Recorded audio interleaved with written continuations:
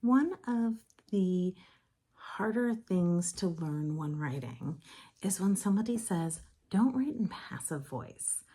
When I started getting this, even today when I get this from my critique writers and my editors, I sometimes have to pause and really think about what this means, because it's not as simple as you missed a comma, add it in. That's my favorite one, because I can just be like, oh, there's a comma, it's fixed. So what passive voice means is you're giving the action of the story to an inanimate object versus giving the action to a character. And we want all of the action to go to character so we can imagine a character doing something. So for instance, if you said the plate is passed down the table, the action is going to the plate. You don't know who's passing it. Is it floating? Is it magic? Oftentimes passive voice has is or was as its verb. You don't know where this action is coming from. Is and was, though it shouldn't be the only verb you use in your manuscript, you will use it. People say avoid it at all costs. And when they say that, like if you're saying was drawing, she was drawing, you might be able to say she drew, she draws, depending on if you're past or present.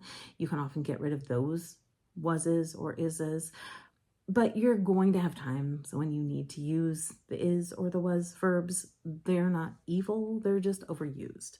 That said, going back to passive voice and that plate that was being passed down the table, you could change that up a bit by saying, Donovan passed the plate down the table. And now it's gone from passive voice to active because you know who's doing the action. The action is being assigned to a person. More than that, Donovan passed the plate. There's now an active verb, passed, instead of was. You've taken out that extra verb. You've taken out that to be or not to be.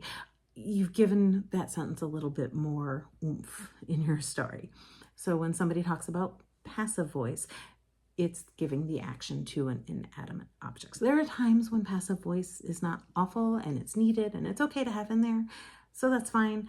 But we don't want that to be the only voice in our story. Going back to what I was saying before, the other thing is you want to avoid having too many verbs that end in ing, that gerund form. So she was washing the dishes. She washed the dishes. She is going to the store is probably good. She went to the store. So sometimes it's fine. She is standing, she stood. She is, there are times when the ing is going to work and it's your best option. There are times when you want to get rid of it.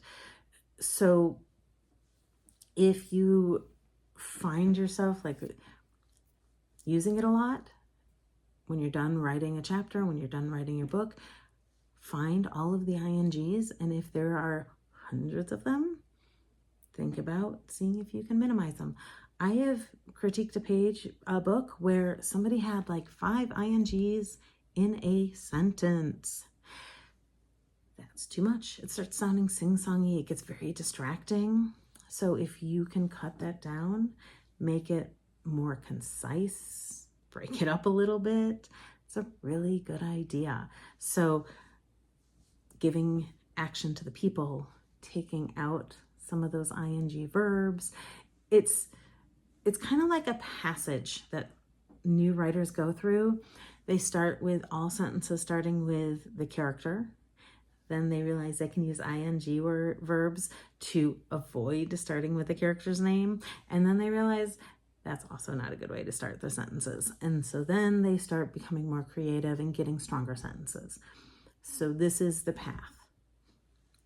And I'm hoping that by watching these videos and practicing your sentences, you can start with that first book of yours already with the stronger sentences, variation of sentence starters, and not having everything start with ing or a character. All right, I hope you've enjoyed this video. Please like the video, subscribe to my page, and I'll see you on the next video. Thanks.